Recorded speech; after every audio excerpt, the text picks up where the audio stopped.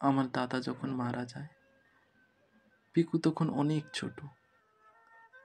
আর আমার মা তখনও মেনে নিতে পারেনি যে তার বড় ছেলে আর নেই। ইনফ্যাক্ট মেনে নিতে পারেনি তার বড় ছেলে গঙ্গায় ডুবে মারা গেছে।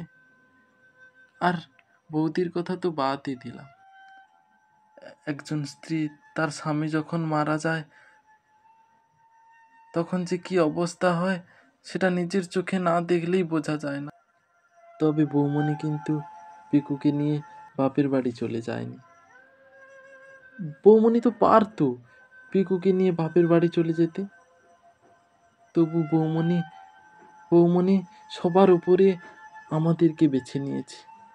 আমাদের কথায় নিজেকে শক্ত করে উঠে দাঁড়িয়েছে।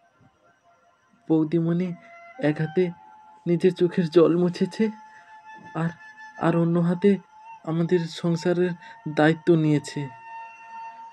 আমাদের পাইস হোটেলের আবার নতুন জীবন দিয়েছে। বৌমনি আমাদের ডুবে যাওয়া বিজনেসকে আবার তুলে ধরার জন্য আমাকে আমাকে কাজ শিখিয়েছে। এই পাইস হোটেলে বসার যোগ্য করে তুলেছে আমাকে বৌমনি। সত্যি কথা বলতে তারপরে আমাদের আর ঘুরে তাকাতে হয়নি। বৌমনি যেন মা দুর্গার মতো 10টি হাতে আমাদেরকে আগলে রেখেছে। তাই তো আমি খারাপ কিছু শুনলে সহ্য করতে পারি না। আমি মেনে নিতে পারি না। Thanks to watching my video and please like, comment, share, subscribe. Love you all.